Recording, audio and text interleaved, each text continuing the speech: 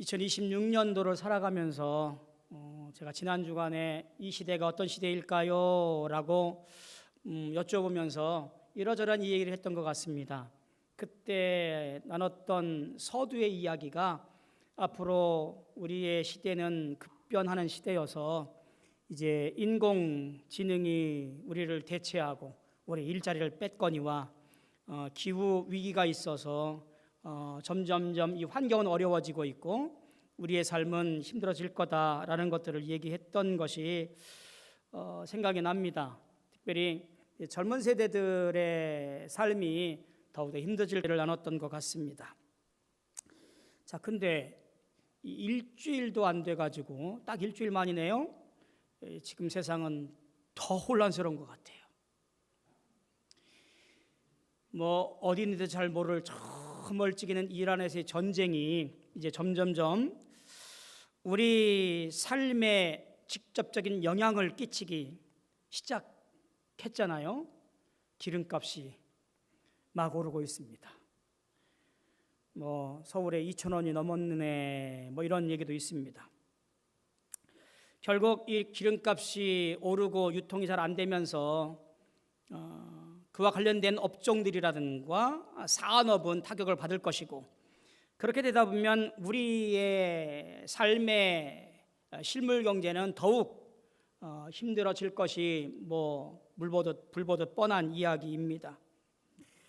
도대체 이 세계나 우리나라의 어떤 전쟁이나 정쟁이나 다툼의 소식들이 끊이지 않고 있는 이 시대, 개개인의 가정경제는 위협받고 애쓰고 노력해도 여전히 힘들고 어렵고, 그리고 가족 공동체 혹은 사회 공동체, 어떤 신앙 공동체, 이런 공동체들은 위협받고 파편화되어져 가고 있는 것이 우리의 시대이지요.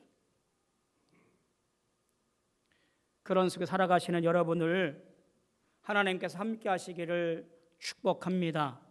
낙심하지 마시고 눈물 짓지도 마시고 오히려 주님의 은혜로 힘내셔서 주님 안에 거하시며 평안하시기를, 그리고 승리하시기를 다시 한번 주님의 이름으로 축복합니다. 절망적일 때 성경에 나와 있는 이야기나 우리의 마음이나 비슷하지요. 이렇게 말합니다. 도대체 하나님 어디 계십니까? 하나님 소망이라는 게 있습니까? 이런 질문들을 하게 되어지고요. 오늘도 마찬가지로 예수 믿는 우리가 하나님께서 도대체 뭐하고 계신지, 하나님이 살아계시면 전쟁도 그치고 평안해야 되는데 왜 이런 꼬라지가 되어지는지, 어떻게 살아갈지 막막해서 물어보는 것이 오늘 우리의 현실과 똑같습니다. 오늘 이와 같은 답답한 우리의 질문과 마음을 본문을 통해서 답을 얻어가기를 원합니다. 바울은 로마서 5장 1절로 11절 이 짧은 본문을 통해서 우리에게 중요한 세 가지 진리를 우리에게 알려주고 있습니다. 하나가 화평, 다른 하나가 소망, 그리고 또 한 가지가 사랑입니다.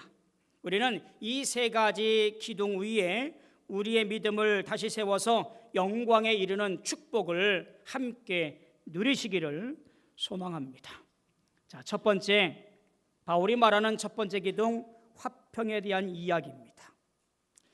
이 화평이라고 하는 것을 이렇게 표현할 수 있을 것 같아요. 전쟁이 끝났다.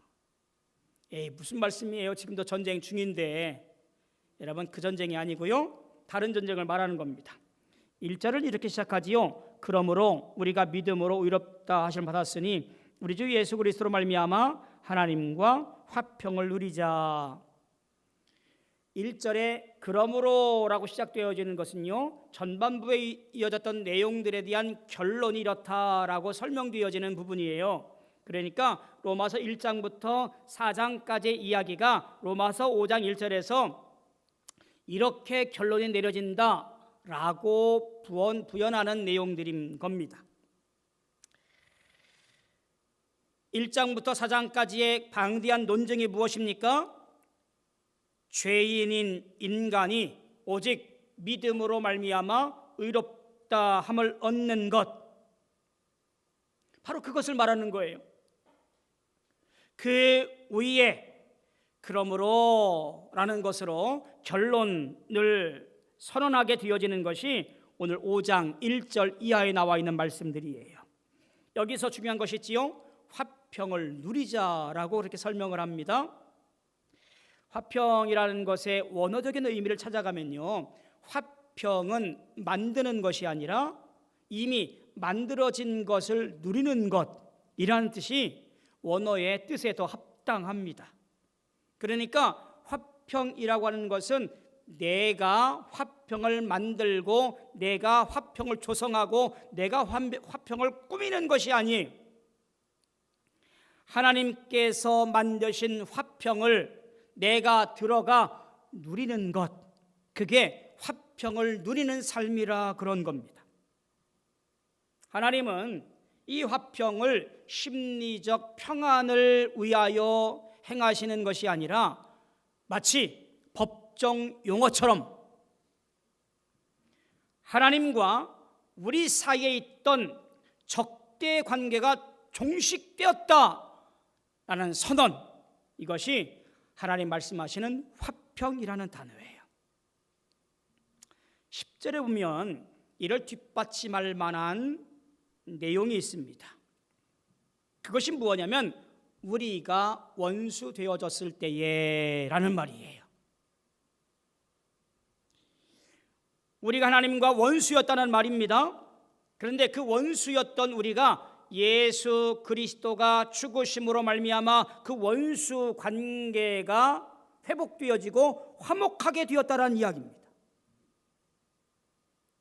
단지 십자가를 보고 믿어 화목의 자리에 들어간 것 외에는 아무것도 우리가 한 것이 없는 거예요. 그게 화평을 누리는 거예요. 1945년 8월 15일 날 어떤 일이 있었지요? 저 일본 천황이 항복을 선언합니다. 그것이 라디오로 생중계가 되어지지요. 라디오를 듣고 있던 많은 사람들, 우리 조선 사람들이 그 소리를 듣고 길거리로 뛰쳐나와서 만세 만세 만세를 불렀습니다. 그들이 한 것은 무엇이었을까요? 물론 나라 밖에서 독립을 위해서 애쓰고 수고한 독립투사들이 있었습니다만 이 땅에서 근근히 살아온 풀뿌리 민초들은 고난과 고통 가운데 살아왔을 것이지요. 그들에게 들려준 한 가지, 저 일본 천황의 항복 선언 한마디에 뛰쳐나와서 자유를 누리며 자유를 만끽했습니다. 여러분, 복음이 그런 거예요. 복음이 그런 거예요. 내가 노력하고 내가 이루고 내가 형성하고 내가 가꾸어서 얻어낼 수 있는 것이 아닙니다. 오직 그리스도 십자가의 은혜를 기억하고 믿음으로 고백한 이후에 화평을 누리는 것, 그것이 복음이라 그런 거예요. 주님의 초청에 아멘하고 걸어 들어가는 것, 그것이 우리가 하는 것뿐이지요. 그런데 왜 여전히 평안을 누리지 못하고 화평을 누리지 못하고 전전긍긍 끙끙 앓고 계신가요? 웨슬리가 올더스케일에서 회심을 했던 그 순간들은 그가 어떤 진리를 발견한 것이 아님을 보게 되어집니다. 그는 이렇게 일기에 적어놓습니다. 나는 구원을 위하여 그리스도만을 신뢰하고 있다는 것을 느꼈다라고 일기에 적어놓아요. 어떤 교리를 발견한 것이 아닙니다. 이미 이루어진 하나님과의 화평을 자신의 것으로 받아들이는 현장, 그게 올더스케이트 거리에서의 체험인 거예요. 교회를 수십 년 다녀도 예수 믿는다고 말하지만 우리는 여전히 평화스럽지 못하고 불안하고 고통 가운데 있고 예수 믿는 것이 어제나 오늘이나 별 반응도 별 느낌도 별 기쁨도 별 즐거움도 없이 살아간다면 한번 정리해 보셔야 돼요. 내 안에 화평을 누리고 있는가? 주님이 주시는 십자가의 그 은총을 내가 걸어 들어가 내 안에 모셔드리고 주님을 나의 구주로 고백하고 있는가?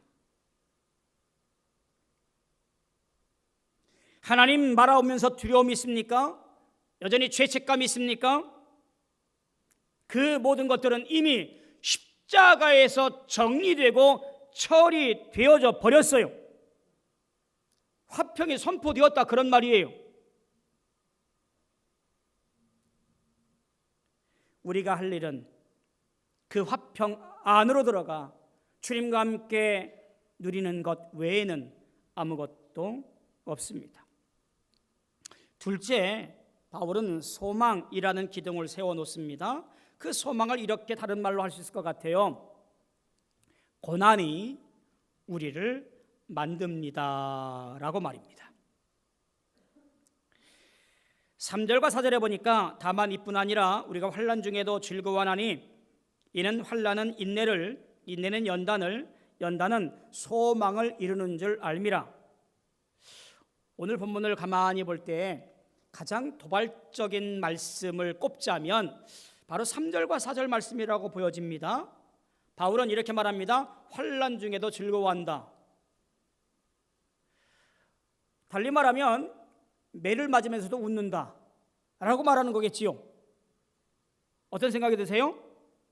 매 맞는 것을 즐기는 사람인가? 바보 아닌가? 미친 거 아니야? 사실 이것은 고통을 부정하는 것도 아니고요, 고통을 즐기는 것도 아닙니다. 바울의 삶을 가만히 보면 그가 환난이 무엇인지 고난이 무엇인지를 모르는 사람이 아니거든요. 그가 예수를 전하기로 작정한 순간부터 매를 맞고요, 감옥에 갇히고요, 타고 가던 배가 파손하고요, 배고프고 굶주림을 늘 겪었고요, 환난을 겪었던 사람이 누구냐면 바울이에요. 그러니 누구보다도 잘 아는 사람인데 그 환난에 대해서 이렇게 말하는 거예요. 내가 환난 받을 때 오히려 즐거워한다라고 말하는 거예요. 이것은 뭐지요? 바로 인식의 전환이라고 보는 거지요. 고통이 만들어내는 것이 무엇인가를 알고 있던 바울의 시각을 보게 되어지는 거예요. 환난은 인내를 낳고 인내는 연단을 통하여 무엇을 이루어요? 소망을 이루는 것이지. 그러니 고통이라고 하는 것, 환난이라고 하는 것이 결국 우리에게 소망을 주시는 것, 고난을 통하여 하나님이 나를 단련하시고 만들어 가신다라는 고백이 바로 여기에 있다라고 하는 거예요. 특별히 연단이라는 단어가 무엇입니까? 그 단어의 뜻이 무엇이에요? 불순물을 제거하는 거예요. 재련 과정을 통해서 불순물을 제거하는 거예요. 금이라고 하는 이 귀한 물질에 불을 쏘여서 불순물을 제거하고 순수하게 금을 만들어내는 거지요. 고난이라고 하는 것이 파괴하는 것이 아니라 오히려 그 고난을 통해서 불순물을 제거하여 가장 순수하고 가장 귀하고 가장 가치 있게 만드는 과정이라고 고백하는 겁니다. 일본의 그 도예 기공법 중에 하나가 킨츠키라고 하는 도예 기법이 있습니다. 이 킨츠키라고 하는 기법을 통해서 만들어진 도자기가 굉장히 아름답고요, 그리고 화려하고 비싸게 팔려요. 어떻게 만드는가 하면요, 다 깨진 도자기를 갖다가요 하나하나 새롭게 붙이면서 그 사이사이에 금으로 채워넣는 거예요. 그게 킨츠키 기법입니다. 그러니 깨진 것이 오히려 합쳐지고 금으로 메워져서 화려하고 아름답고 비싼 도자기로 바뀌어지는 거예요. 여러분 그거 아셔야 돼요. 내 인생이 고난과 환난과 역경으로 살아왔습니다. 누구에게조차도 말하기 껄끄러운 내 인생살이 남이 알까 무서워서 쉬쉬 전전긍긍하고 있는 내 과거, 현재도 겪고 있는 환난과 어려움, 눈물 쏟는 이 모든 내용들, 하나님은요 오히려 그 환난과 어려움 사이사이를 십자가의 보혈로 하나님의 영광으로 메꾸시고 채워서 우리의 삶을 가치 있고 빛나고 아름답게 만들어 주고 계심을 기억해야 합니다. 감출 것도 아니고요, 숨길 것도 아닙니다. 왜요? 하나님께서 다 우리의 모든 것들을 기억하시고 제거해 주시고 완성해 주시고 우리의 모든 것들을 주장하시고 계시기 때문에 그래요. 깨진 도자기 사이사이에 금을 메꿔서 만들어진 도자기처럼 내 인생의 역사 가운데 십자가의 보혈과 하나님의 영광이 가득하게 메꿔져서 우리의 삶이 어느 것보다도 아름답고 빛난다는 이야기입니다. 바울은 여기서 멈추지 않아요. 5절에서 결정적인 말을 합니다. 뭐라고 말하냐면 소망이 우리를 부끄럽게 하지 아니하며 이라고 말합니다. 이 소망이 실망으로 끝나지 않는다는 말입니다. 왜입니까? 성령을 통해서 하나님의 사랑이 이미 우리 마음에 부어졌기 때문에 그렇습니다. 이미 하나님께서 나에게 모든 것을 부어서 우리로 하여금 소망 중에 살아가도록 그렇게 만드셨다라는 얘기예요. 20대 어떤 청년이 저에게 목사님 이런 말 아세요? 라고 물어봐요. 뭔 말인데? 이생망. 그게 뭔 말이야? 목사님 그것도 모르세요? 하면서 풀어줍니다. 이번 생은 망했다. 그게 이생망이래요. 이제 20대 후반의 젊은 청년이 이번 생은 망했어. 이번 생은 망했어. 창창한 젊은이가 이번 생은 망했대요. 이보다 안타까운 미래, 안타까운 현실이 어딨어요? 미래가 없고 살아가는 것이 힘들고 취업이 안 되고 그러니 연애든 결혼이든 출산이든 다 포기하고 자포자기하면서 목사님 이번 생은 망했어요. 장년들도 편한가요? 안 그렇지요. 빠듯한 삶에서 자식을 돌아보고 봉양해야 할 부모님들을 보라보니 그 중간에 끼어서 참 고단한 삶을 살아가지요. 그렇다고 뭐 노년이 편안합니까? 그렇지도 않잖아요. 더 힘들고 더 어렵고 외롭고 그것이 노년의 삶인지도 모르겠습니다. 어쩌면 그것을 외면하는 사회는 사회가 아니고 이것을 모른 척하는 어른은 어른이 아니겠지요. 이런 상황 속에서 바울은 놀라운 시각을 얘기해요. 바울이 제시하는 소망은 상황, 어제보다 나은 오늘, 오늘보다 나은 내일, 뭐 이런 나아지겠지 하는 낙관론이 아니라요. 바울이 바라보는 건 이런 거예요. 바울은 상황이 아무리 나빠도 하나님의 사랑이 나를 꼭 붙들고 있다는 확신, 그 확신을 성령께서 증언해 주고 계시다라고 하는 이 놀라운 확신 가운데 살고 있는 것이 바로 우리의 소망이고 우리의 삶이다라고 얘기합니다.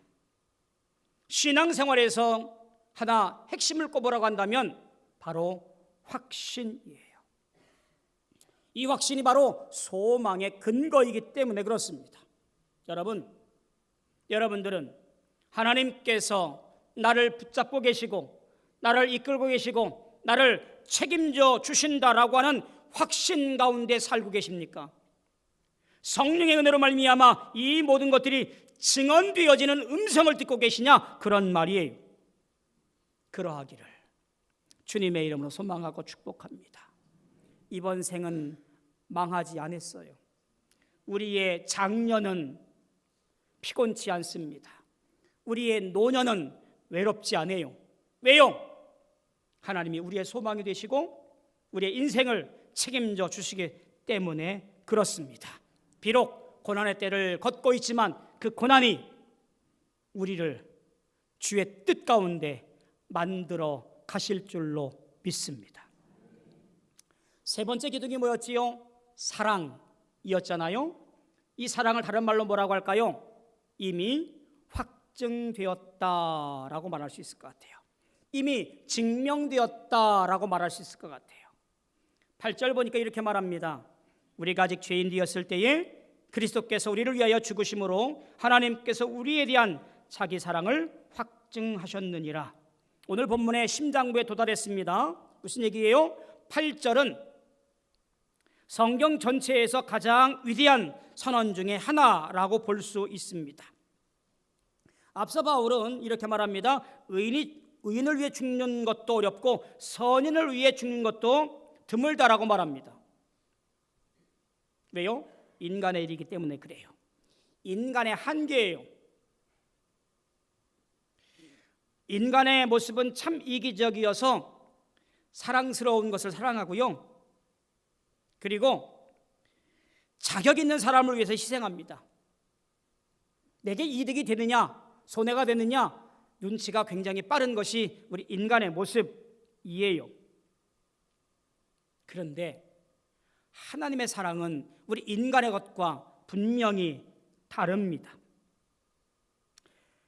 8절에서 우리가 아직 죄인 되었을 때에 라는 이 말이 중요하게 말씀을 이끌어갑니다.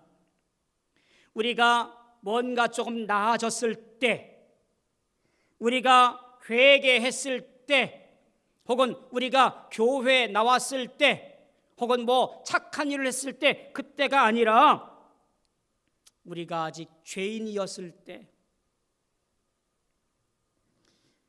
우리가 아직 하나님과 원수였을 때, 우리가 아직 연약하고 경건하지 않을 때, 기억하세요? 그때 예수님께서 죽으셨다는 말이에요.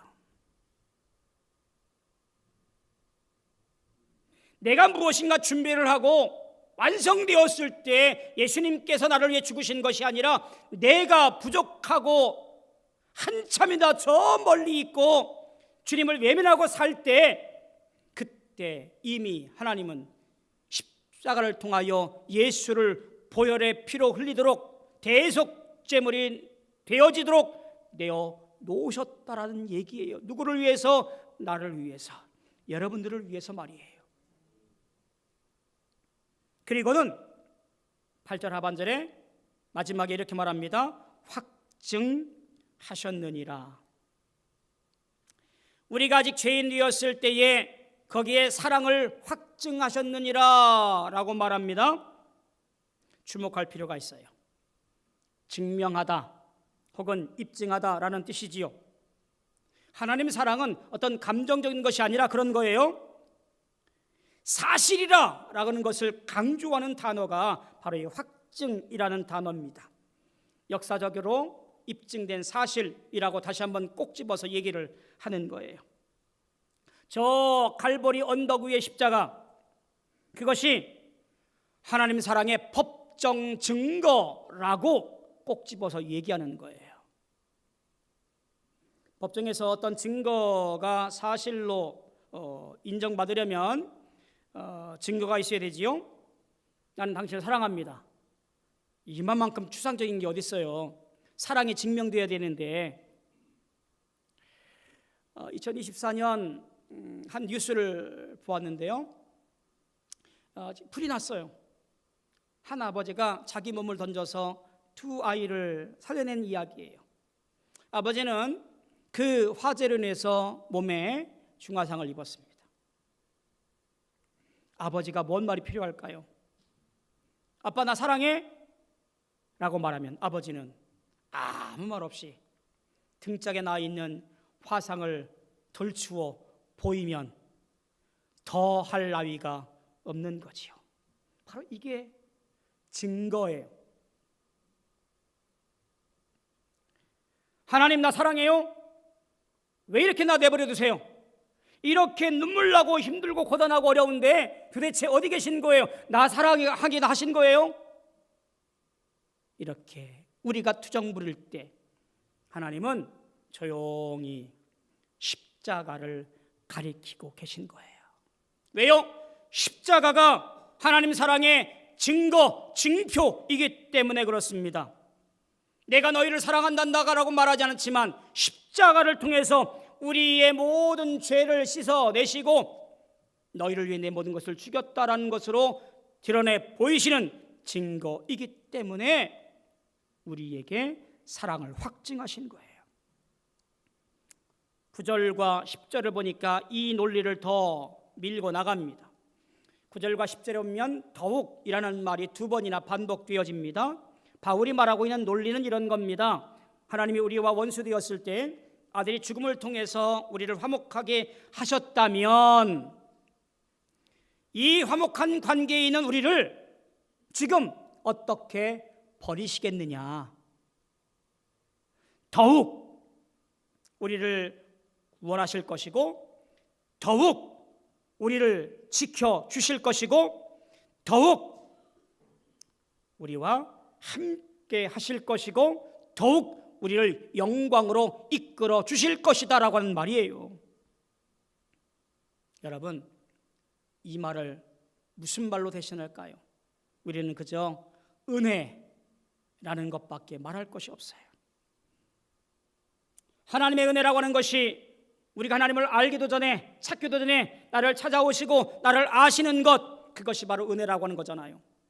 그 사랑에 먼저 우리를 찾아오셨습니다.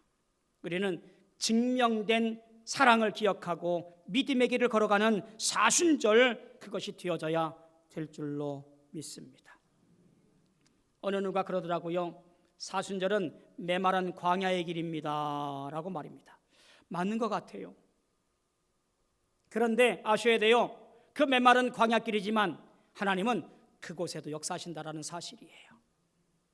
이스라엘 백성들이 광야길을 걸을 때에 하나님께서 그곳에 물과 만나와 때로는 구름기둥과 불기둥을 내어 놓으셨지요. 주님을 믿고 따르는 사람에게 함께 하심으로 말미암아 오히려 하나님을 발견하는 은혜가 있는 것이 광야의 길이었다라는 이야기입니다. 여러분의 삶이 혹여 눈물 나고 고통스럽고 고난 가운데 있고 슬픔 가운데 있고 일이 안 되고 육신의 문제가 생기고 앞뒤 좌우 꽉 막혀 있는 인생이라 할지라도 기억하십시오. 그 광야길에 하나님이 함께 하십니다. 하나님이 함께 하시면 고난도 은혜이고 눈물도 축복이고 한숨도 찬송이 되어질 줄로 믿습니다. 11절을 볼까요? 우리 큰 목소리와 함께 11절 말씀을 다 같이 읽겠습니다. 시작. 그뿐 아니라 이제 우리로 화목하게 하신 우리 주 예수 그리스도로 말미암아 하나님 안에서 또한 즐거워하느니라. 고난 중에 있다 할지라도 바울은 이렇게 결론 내린 겁니다. 즐거워하는 것이라. 환난 중에 있다 할지라도 바울은 말합니다. 즐거워하는 것이다. 연단 중에 있다 할지라도 바울은 이렇게 말합니다. 즐거워하는 것이다. 그리스도인의 역설이지요. 어릴 적 그런 말을 많이 들었습니다. 아니, 아무개 집사님, 뭐가 그렇게 즐거우세요? 아무개 원사님, 뭐가 그렇게 즐거우세요? 예수 믿는 것이 즐거운 것이지요. 우리 선조들의 신앙은 그랬습니다. 구박을 받고 쌀이 떨어지고 여러 문제들이 있지만 교회에 나와 있는 집사님, 권사님들은 늘 하는 말이 예수님 믿어서 즐겁습니다. 교회에 다녀서 즐겁습니다. 세상이 이해 못하는 즐거움이 예수 믿는 사람에게는 있는 거예요. 바울이 지금 그 얘기하는 거예요. 하나님 안에서 또한 즐거워하느니라. 주의 은혜로 믿음으로 구원받은 성도는 인생 가운데 고난과 고통과 역경이 있다 할지라도 우리는 오히려 즐거워하며 연단 가운데 소망을 이루어가는 삶, 그것이 우리가 누려야 할 신앙인의 모습이에요. 상황은 변해도 하나님은 변하지 않습니다. 내 주변은 어렵게 하도 하나님은 우리에게 은혜와 은총으로 말미암아 복을 더해 주실 줄로 믿습니다. 이 사순절 기쁨으로 이겨내시고 승리하시는, 그래서 고난 가운데 오히려 찬송하며 영광 돌리고 즐거워하는 삶을 살아가시는 우리 모든 성도들 되어지기를 주님의 이름으로 소망하고 축복합니다. 기도하겠습니다.